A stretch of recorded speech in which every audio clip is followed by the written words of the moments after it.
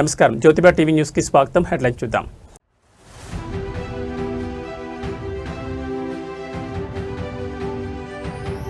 జగిత్యాలలో బీఆర్ఎస్ భారీ బహిరంగ సభ.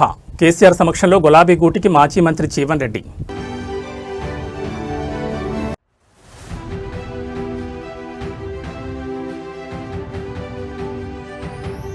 సంగారెడ్డి జిల్లా అమీన్పూర్, ఐలాపూర్లో హైడ్రా భారీ operation. High court lawyer Mukheem form హౌస్ను కూల్చివేస్తున్న అధికారులు.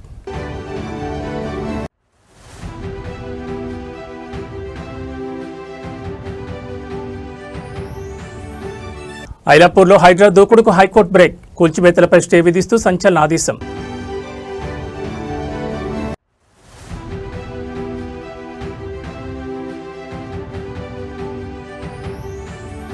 ఇస్లామాబాద్ వేదికగా అమెరికా, ఇరాన్ శాంతి చర్చలు. పశ్చిమాసియా యుద్ధానికి ముగింపు పడేనా? ఇక డీటెయిల్స్ చూస్తే మహాత్మా జ్యోతిరావు పూలే జయంతి సందర్భంగా తెలంగాణ సీఎం రేవంత్ రెడ్డి నివాళులర్పించారు. ఢిల్లీలోని తన నివాసంలో ఆ మహనీయుడి చిత్రపటానికి పుష్పాంజలి ఘటించి సమాజానికి ఆయన చేసిన సేవలను స్మరించుకున్నారు. ఈ కార్యక్రమంలో ఎంపీ మల్లు రవి కూడా పాల్గొని పూలేకు నివాళులర్పించారు. వెనుకబడిన వర్గాల అభ్యున్నతికి, విద్యకు పూలే అందించిన స్ఫూర్తిని ఈ సందర్భంగా నేతలు కొనియాడారు.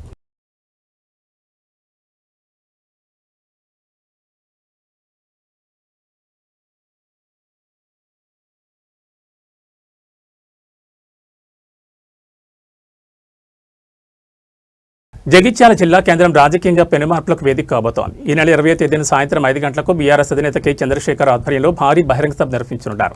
ఈ సభలోనే సీనియర్ నేత మాజీ మంత్రి జీవన్ రెడ్డి అధికారికంగా బీఆర్ఎస్ తీర్థం పుచ్చుకోనుండడం ఇప్పుడు రాష్ట్ర రాజకీయాల్లో హాట్ టాపిక్ గా మారింది. సుమారు 1,00,000 మంది జన సమీకరణతో ఈ బహిరంగ సభను అత్యంత ప్రతిష్టాత్మకంగా నిర్వహించేందుకు బీఆర్ఎస్ శ్రేణులు సమాయత్తమవుతున్నాయి. ఇందుకోసం స్థానిక మోతే రోడ్లోని సభా స్థలాన్ని మాజీ మంత్రి జీవన్ రెడ్డి, జిల్లా ముఖ్య నేతలు స్వయంగా పరిశీలించారు. సభకు వచ్చే ప్రజలకు, కార్యకర్తలకు ఎలాంటి ఇబ్బందులు కలగకుండా ఏర్పాట్లు చేయాలని అధికారులకు, పార్టీ శ్రేణులకు సూచించారు. ఈ సందర్భంగా బీఆర్ఎస్ జిల్లా అధ్యక్షుడు విద్యాసాగర్ రావు మాట్లాడుతూ కేసీఆర్ రాక కోసం జగిత్యాల ప్రజలు 1000 కళతో ఎదురుచూస్తున్నారని తెలిపారు. జిల్లా అభివృద్ధి కోసం జీవన్ రెడ్డి తీసుకున్న నిర్ణయం చారిత్రాత్మకమని, ఈ సభను భారీ ఎత్తున విజయవంతం చేసి గులాబీ కోటను మరింత బలోపేతం చేస్తామని ఆయన ధీమా వ్యక్తం చేశారు. ప్రెస్ మిత్రులందరికీ నమస్కారాలు తెలియజేస్తూ, గౌరవనీయులు పెద్దలు, మాజీ మంత్రివర్యులు, సీనియర్ నాయకులు జీవన్ రెడ్డి గారు, అదేవిధంగా మాజీ మంత్రి గారు కొప్పుల ఈశ్వర్ గారు, ప్రెసిడెంట్ ఎమ్మెల్సీ గారు రమణ గారు, అదేవిధంగా రేపు కలవబోయే అధ్యక్షులు కూడా అందరం కూడా రేపు కలుస్తున్నాం కనుక అందరూ కాంగ్రెస్ పార్టీ నుంచి వచ్చిన అధ్యక్షులకు, నాయకులందరికీ కూడా, అదేవిధంగా మా కొట్ల ఎమ్మెల్యే ఉన్నాడు కానీ అక్కడ దూరం ఉన్నట్టు కొట్ల ఎమ్మెల్యే గారు, అందరం కలిసి కూడా ఇవాళ 20వ తారీఖు నాడు పెద్ద ఎత్తున ఇక్కడ బహిరంగ సభ పెట్టడం కోసం జీవన్ రెడ్డి గారి కలయికతోని ఒక బహిరంగ సభ ఏర్పాటు చేసుకోవాలన్న ఉద్దేశంతో మేమందరం ఇక్కడ ఈ స్థలాన్ని పరిశీలించడానికి వచ్చినాం. ఈ స్థలమే బాగా అనిపిస్తుంది, ఎందుకంటే సెంట్రల్ కాలేజ్ చూసినాం, కాలేజ్ ముంగడ గ్రౌండ్ ఉంది కానీ తక్కువ మంది పడతారు, ఇక్కడైతే ఎక్కువ మంది పడతారని చెప్పి ఐడియాకి వచ్చినాం కొంచెం. మరి వాళ్ళు కూడా అక్కడ నుంచి కూడా పరిశీలకులు ఇద్దరు, మాజీ చైర్మన్లు ఇద్దరు కలిసి, కార్పొరేషన్ చైర్మన్లు ఇద్దరు వచ్చారు, వాళ్ళు కూడా పరిశీలిస్తున్నారు. 99% ఇదే అవుతుంది అనుకుంటున్నాం. ఈ సభను విజయవంతం చేయడం కోసం ఇక్కడ చాలా రోజుల నుంచి కేసీఆర్ గారు మాట్లాడలేదనేది ప్రజలలో ఉన్నది అన్నట్టు, వచ్చి ఒకసారి మాట్లాడతారన్న ఉద్దేశం మీద అన్ని గ్రామాల నుంచి కూడా తరలివేసేందుకు ప్రజలు సిద్ధంగా ఉన్నారు కనుక 1,00,000 మొబిలైజేషన్ చేసి 1,00,000 మందితో మీటింగ్ పెట్టాలని చెప్పి, 1,00,000 పైన కానీ తక్కువ కాకుండా మేము ప్లాన్ చేసుకుంటున్నాం. ప్రతి నియోజకవర్గం నుంచి ఎంతమంది ఉండేవాళ్ళం ఆ విధంగా చేసి పెద్ద ఎత్తున సక్సెస్ చేయడం కోసం ప్రజలందరూ సహకరించాలి, మిత్రులందరూ సహకరించాలని చెప్పి కోరుకుంటున్నాను. 2-3 నెలలుగా జగిత్యాల జిల్లాలో జరుగుతున్నటువంటి చర్చ జీవన్ రెడ్డి గారి యొక్క రాజకీయ ప్రస్థానం. గతంలో 40 సంవత్సరాలు కాంగ్రెస్ పార్టీలో అమీన్పూర్లో హైడ్రా భారీ ఆపరేషన్ చేపట్టింది. భారీ పోలీస్ బందోబస్తు మధ్య హైడ్రా అధికారులు ఆక్రమణ తొలగిస్తున్నారు. రెవెన్యూ, మున్సిపల్ అధికారులతో కలిసి హైడ్రా భారీ ఆపరేషన్ చేపట్టింది. ఐలాపురం తాండాలో కానీ, గ్రామంలోని నివాస గృహాల జోలికి కానీ వెళ్లకుండా చర్యలు చేపట్టినట్లు హైడ్రా అధికారులు స్పష్టం చేశారు. కేవలం అక్రమంగా నిర్మించిన భారీ కట్టడాలు, ఖాళీ స్థలాల స్వాధీనంపైనే దృష్టి సారించినట్టు తెలిపారు. 1998 నుంచి స్టేటస్ కో కొనసాగించాలని కోర్టు ఆర్డర్లు ఉన్నప్పటికీ వాటిని ఖాతరు చేయకుండా ముఖ్యం నిర్మించిన గెస్ట్ హౌస్ ను హైడ్రా నేలమట్టం చేసింది. అలాగే అతని సోదరుడు అజీం ఎటువంటి అనుమతులు లేకుండా నిర్మించిన 6 6 అంతస్తుల భవనాన్ని కూడా అధికారులు తొలగిస్తున్నారు. ఐలాపూర్ గ్రామంలో మొత్తం 1263 ఎకరాల ప్రభుత్వ భూమి ఉంది. ఇందులో ఇప్పటికే అనేక నివాసాలు వెలిశాయి. మిగిలి ఉన్న 860 ఎకరాల ఖాళీ ప్రభుత్వ భూమిని స్వాధీనం చేసుకోవడమే లక్ష్యంగా హైడ్రా ఈ ఆపరేషన్ చేపట్టింది. ఈ భూమి విలువ సుమారు 15,000 కోట్ల పైమాటే ఉంటుందని అంచనా. కూల్చివేతలు కొనసాగుతున్న నేపథ్యంలో ఎటువంటి అవాంఛనీయ సంఘటనలు జరగకుండా భారీగా పోలీసులను మోహరించారు. హైడ్రా చేపట్టిన ఈ భారీ ఆపరేషన్ వల్ల వేల కోట్ల విలువైన ప్రభుత్వ భూమి అన్యాక్రాంతం కాకుండా కాపాడగలిగారు.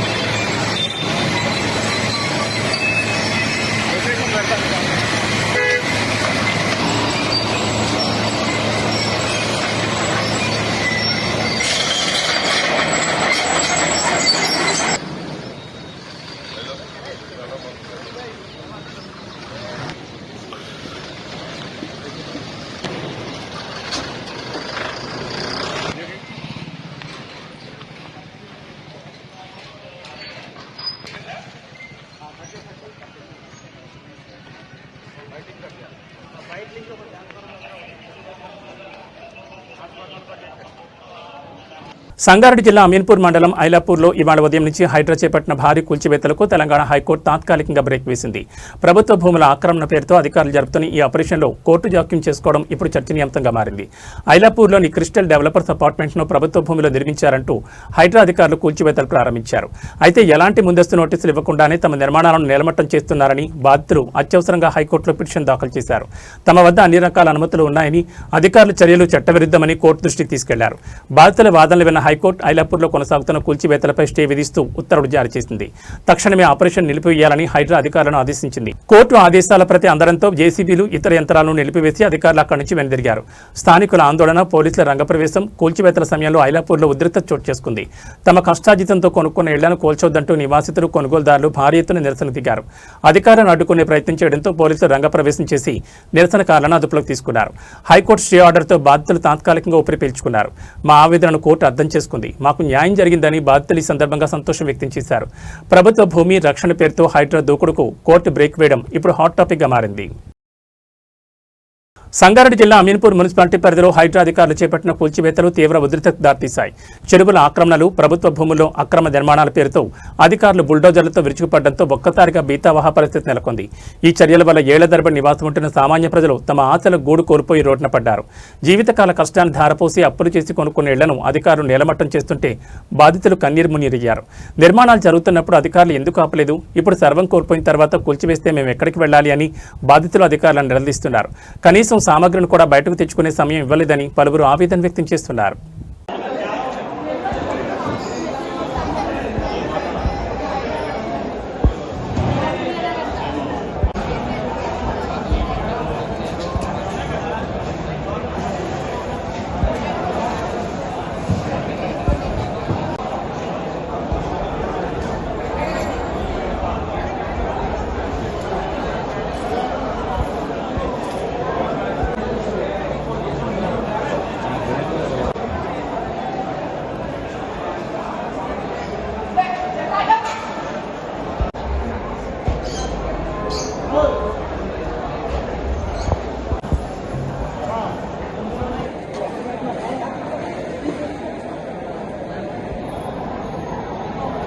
తమ న్యాయమైన సమస్యలు పరిష్కరించి సమాన పనికి సమాన వేతనం ఇవ్వాలని తెలంగాణ విద్యుత్ ఆర్టిజన్స్ జాయింట్ యాక్షన్ కమిటీ ఆధ్వర్యంలో ఈ నెల 8వ తేదీ నుంచి 20,000 మంది కార్మికులు సమ్మె చేపట్టారు. ఈ నేపథ్యంలో Kothagudem thermal power station KTPS పాల్వంచలో సమ్మె చేస్తున్న కార్మికులను 24 గంటల్లో సమ్మెను విరమించి విధుల్లో చేరకపోతే విధుల నుంచి పూర్తిగా బహిష్కరిస్తామని CNMD హెచ్చరించడంతో KTPS కార్మికులకు మద్దతుగా పలు జిల్లాల నుంచి ఆర్టిజన్స్ విద్యుత్ ఉద్యోగులు బయలుదేరి వెళ్తుండగా జూలూరుపాడు వద్ద పోలీసులు ముందస్తుగా అరెస్ట్ చేసి స్టేషన్కు తరలించారు. ఈ సందర్భంగా కార్మిక సంఘాల నాయకులు మాట్లాడుతూ ప్రభుత్వం బ్రిటిష్ కాలం నాటి స్టాండింగ్ ఆర్డర్ని తీసుకొచ్చి 20,000 మంది కార్మికులకు అన్యాయం చేయడం జరిగిందన్నారు. ఒకే సంస్థలు ఒకే విధంగా విధులు నిర్వహిస్తున్నప్పుడు 2 రూల్స్ ఎందుకని రెగ్యులర్ ఉద్యోగులకు వర్తించే APSCB రూల్స్ను అందరికీ వర్తింపు చేయాలని డిమాండ్ చేస్తూ రాష్ట్ర వ్యాప్తంగా 20,000 మంది కార్మికులు ఈ నెల 8వ తేదీ నుంచి సమ్మెలో పాల్గొనడం జరుగుతుందన్నారు. ఈ నేపథ్యంలో పాల్వంచ KTPSC MD సమ్మె చేస్తున్న కార్మికులను 24 గంటల్లో విధుల్లో చేరకపోతే విధుల నుంచి పూర్తిగా బహిష్కరిస్తామని బెదిరింపులకు పాల్పడుతుండటంతో KTPS కార్మికులకు మద్దతుగా పలు జిల్లాల నుంచి ఆర్టిజన్ కార్మికులు బయలుదేరడం జరిగిందని తెలిపారు. హైదరాబాద్, రంగారెడ్డి, వికారాబాద్, సంగారెడ్డి, మెదక్తో పాటు పలు జిల్లాలకు చెందిన తమను జూలూరుపాడు వద్ద పోలీసులు ముందస్తుగా అరెస్ట్ చేసి స్టేషన్కు తరలించడం జరిగిందన్నారు. అరెస్టులతో తమ ఉద్యమాన్ని ఆపలేరని, సమ్మె చేస్తున్న తమ కార్మికులను బెదిరింపులకు పాల్పడితే సమ్మెను మరింత ఉధృతం చేస్తామని హెచ్చరించారు. జియోగ్రాఫిక్ రిఫరెన్స్ తక్షణమే ప్రభుత్వం స్పందించి తమ న్యాయమైన సమస్యలు పరిష్కరించాలని కార్మిక సంఘాల నాయకులు కోరుతున్నారు.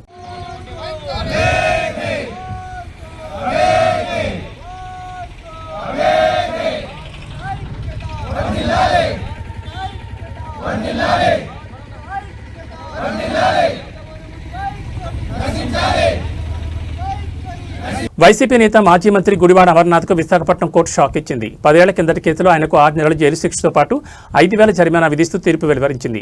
ఈ తీర్పుపై హైకోర్టులో అప్పీల్ చేయనున్నట్లు అమర్నాథ్ తెలిపారు. విశాఖపట్నం కేంద్రంగా ప్రత్యేక రైల్వే జోన్ ఏర్పాటు చేయాలని డిమాండ్ చేస్తూ 2016 ఏప్రిల్లో గుడివాడ అమర్నాథ్ GVMC గాంధీ విగ్రహం వద్ద అమరణ నిరాహార దీక్ష చేపట్టారు. విభజన చట్టంలో ఇచ్చిన హామీని నిలబెట్టుకోవాలని ఆయన డిమాండ్ చేశారు. 4 రోజుల పాటు దీక్ష కొనసాగించడంతో ఆయన ఆరోగ్యం క్షీణించింది. ఈ క్రమంలో పోలీసులు ఆయనను బలవంతంగా కింగ్ జార్జ్ ఆసుపత్రికి తరలించారు. ఈ ఘటనపై అప్పట్లో విశాఖ 2 టౌన్ పోలీసులు అమర్నాథ్పై ఆత్మహత్యాయత్నం కింద కేసు నమోదు చేశారు. అప్పటి నుంచి ఈ కేసు విచారణ కొనసాగుతోంది. తాజాగా ఈ కేసుపై విచారణ పూర్తి చేసిన విశాఖపట్నం 2వ అదనపు ప్రధాన న్యాయస్థానం న్యాయమూర్తి వరలక్ష్మి అమర్నాథ్ను దోషిగా నిర్ధారిస్తూ తీర్పు వెలువరించారు. తమ పోరాటం వల్లే విశాఖకు రైల్వే జోన్ వచ్చిందని, కోర్టు తీర్పుపై ఉన్నత న్యాయస్థానాన్ని ఆశ్రయిస్తామని అమర్నాథ్ పేర్కొన్నారు. ఇది కాదు ఈ ఛాలెంజ్లు, లేకపోతే వెటకారంగా మాట్లాడడం. నేను వెటకారంగా మాట్లాడడం మొదలు పెడితే అది నువ్వు ఎక్కడో ఊరేసుకుని సావాలి. ఏం వచ్చేస్తుంది? నన్ను గుడ్డు గుడ్డు గుడ్డు అంటున్నావు, నేను పప్పు పప్పు పప్పు అంట. ఏమొస్తుంది? జనానికి ఏమైనా వస్తుందా? నీది పెయిడ్ పబ్లిసిటీ, నీ పెయిడ్ ట్రోలింగ్ అనేటువంటి తెలియదు ఎవరికి. నాకేమీ రాయడానికి ఆ టైము ఈ టైము ఏ టైము లేదు నా దగ్గర. నాకున్నటువంటి రాజకీయ అవగాహన, రాజకీయంగా నాకున్నటువంటి ఆలోచనలు, ఇక్కడ ఉన్నటువంటి మేధావులు లాంటి వారితో చర్చించి తీసుకున్నటువంటి సమాచారం ఇదే తప్ప నాకెవడో వెనకాల రాసిచ్చినటువంటి ఏ టైము లేదు. ప్రముఖ ఫోక్ సింగర్ మంగ్లీ అలియా సత్యవతిపై పంజాగుట్ట పోలీసులు క్రిమినల్ కేసు నమోదు చేశారు. మైక్రో ఫైనాన్స్ పేరిట 10 కోట్ల పెట్టుబడి మొత్తానికి సంబంధించిన వ్యవహారంలో బాధితుల తరపున వాదిస్తున్న న్యాయవాదిని బెదిరించారనే ఆరోపణలు ఇప్పుడు సంచలనం రేపుతున్నాయి. ఈ కేసులో మంగ్లీతో పాటు ఆమె సోదరుడు శివ, విరాట పర్వం చిత్ర దర్శకుడు వేణు, బూడిగుల పేర్లు కూడా చేరడం గమనార్హం. దాదాపు 100 మంది అమాయక బాధితుల నుంచి అధిక లాభాలు ఆశ చూపి కోట్లు వసూలు చేశారన్నది ప్రధాన ఆరోపణ. వ్యాపార పెట్టుబడుల పేరుతో ఈ సొమ్ము సేకరించినట్లుగా తెలుస్తోంది. అయితే ఏళ్లు గడుస్తున్నా లాభాలు రాకపోవడమే కాకుండా కనీసం అసలు డబ్బు కూడా తిరిగి ఇవ్వకపోవడంతో బాధితులు న్యాయవాది సుబ్బారావును ఆశ్రయించారు. కాగా బాధితుల తరపున న్యాయవాది సుబ్బారావు ఈ నిధులను వెనక్కి ఇవ్వాలని నిలదీగా మంగ్లీ టీం నుంచి ఆయనకు బెదిరింపులు మొదలయ్యాయి. అయితే మంగ్లీ, ఆమె సోదరుడు శివ, దర్శకుడు వేణు ఈడుగులా తనకు ఫోన్ చేసి తీవ్రంగా హెచ్చరించారని, తనను రోడ్డు ప్రమాదంలో చంపేస్తామని భయపెట్టారని సుబ్బారావు తన ఫిర్యాదులో పేర్కొన్నారు. ఈ ఫిర్యాదును సీరియస్గా తీసుకున్న పంజాగుట్ట పోలీసులు BNS సెక్షన్ 351(2), 352 కింద కేసు నమోదు చేశారు. మంగ్లీకి ఉన్న క్రేజ్ రీత్యా ఈ కేసు ఇప్పుడు హాట్ టాపిక్ గా మారింది. ఇన్వెస్ట్మెంట్ ఫ్రాడ్లో దర్శకుడు వేణు బుడుగుల ప్రమేయం ఎంతవరకు ఉందనే కోణంలో పోలీసులు లోతుగా దర్యాప్తు చేస్తున్నారు. అక్రమంగా నిధులు వసూలు చేశారా, లేక ఈ వ్యవహారం వెనక ఇతర శక్తులు ఉన్నాయా అనే విషయాలు పోలీసుల విచారణలో తేలాల్సింది. సూర్యాపేట జిల్లాలో ఘోర రోడ్డు ప్రమాదం జరిగింది. కోదాడ బైపాస్ వద్ద 65వ జాతీయ రహదారిపై ఈ ప్రమాదం జరిగింది. ముందు వెళ్తున్న లారీని వెనుక నుండి ప్రైవేట్ బస్సు బలంగా ఢీకొట్టింది. హైదరాబాద్ నుంచి ఏలూరు వెళ్తున్న ఇంటర్సిటీ ప్రైవేట్ ట్రావెల్స్ బస్సు ముందు వెళ్తున్న లారీని వెనుక నుండి బలంగా ఢీకొట్టింది. బస్సులో 36 మంది ప్రయాణికులుండగా 16 మందికి గాయాలయ్యాయి. గాయాలైన వారిని కోదాడ ప్రభుత్వ ఆసుపత్రికి తరలించారు. ఈ ఘటనలో బస్సు మెయిన్ డోర్ ఓపెన్ కాకపోవడంతో ప్రయాణికులు ఎమర్జెన్సీ ద్వారా బయటపడ్డారు. డ్రైవర్ నిద్రమత్తు ప్రమాదానికి కారణమని తెలుస్తోంది.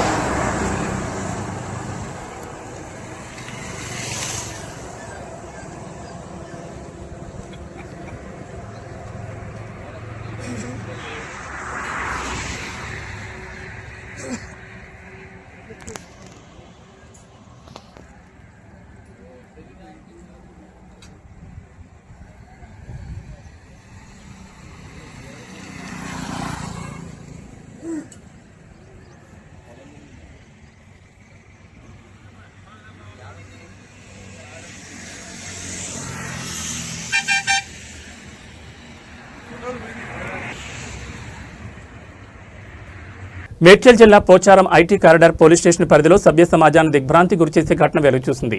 తనను పెళ్లి చేసుకోవాలని వేధించిన యువకుడిని నిరాకరించినందుకు ఒక యువతి ప్రాణం పోయింది. కక్ష పెంచుకున్న సదరు యువకుడు బాధితురాలికి బలవంతంగా హెచ్ఐవి సోకిన రక్తాన్ని శరీరంలోకి ఎక్కించి ఆమె మరణానికి కారణమయ్యాడు.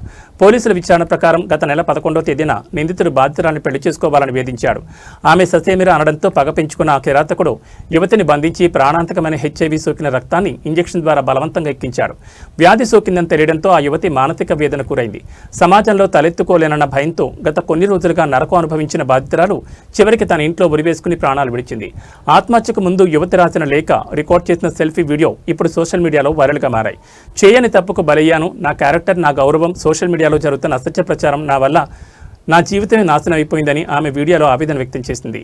అమ్మా నాన్న నన్ను క్షమించండి, మరో జన్ముంటే మీ కడుపులోనే పుడతానంటూ ఆమె రాసిన వ్యాఖ్యలు కంటతడి పెట్టిస్తున్నాయి.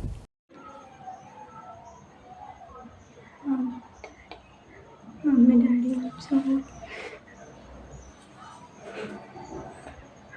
నాకు రెస్పెక్ట్ లేకుండా, వాల్యూ లేకుండా, నాకు బ్రతకడం లేదు. నా క్యారెక్టర్ని మొత్తం ఆదరించాను.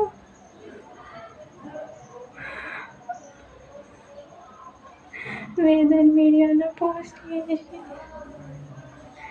నా మీద నమ్మకం ఉన్న వాళ్ళు జీవితాన్ని సర్వనాశనం చేసినారు. నేను సూసైడ్ చేసుకోవడానికి గల మెయిన్ రీజన్ వేదాంత్ మీడియా. నేను రమ్మ ఆ కింద కమెంట్స్ చేసిన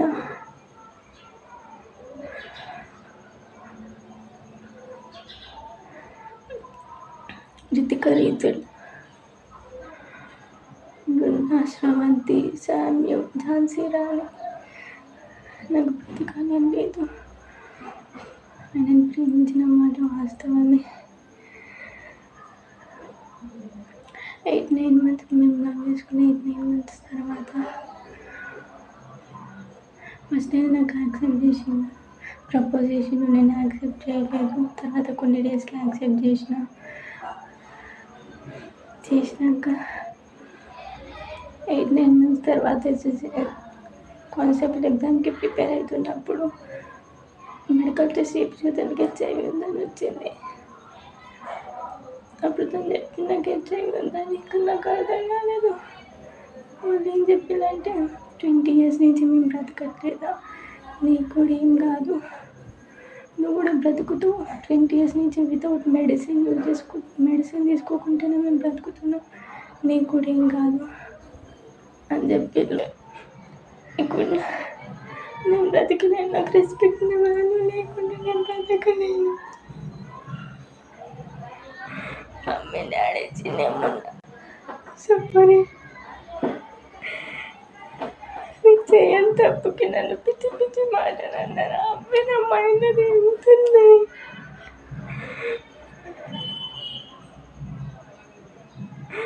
కడప జిల్లాలోని కాజీపేటలో యువతిని గొంతు కోసి అత్యంత దారుణంగా హత్య చేసిన ఘటన రాష్ట్ర వ్యాప్తంగా కలకలం రేపిన సంగతి తెలిసిందే.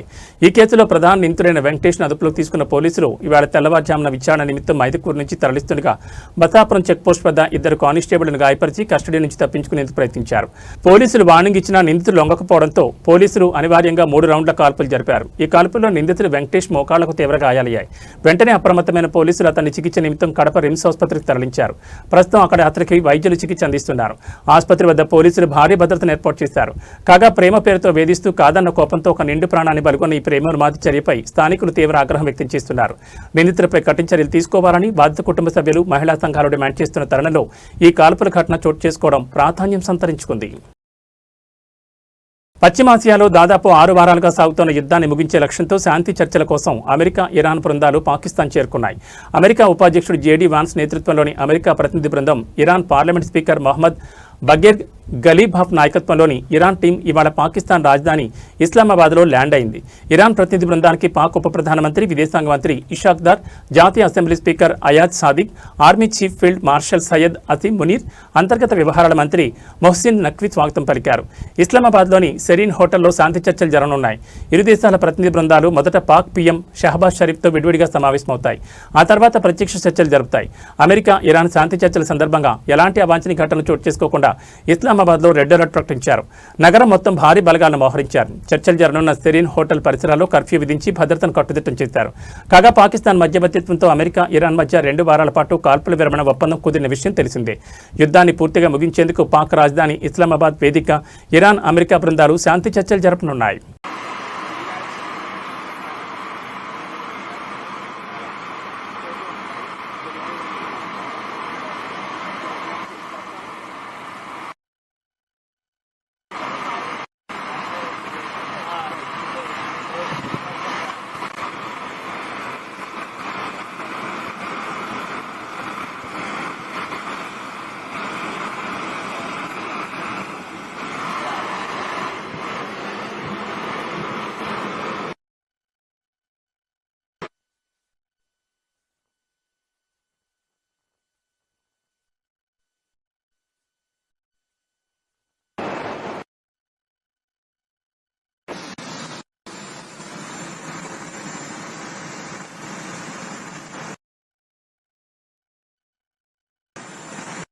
ఇవి బులెటిన్ విశేషాలు. నమస్కారం.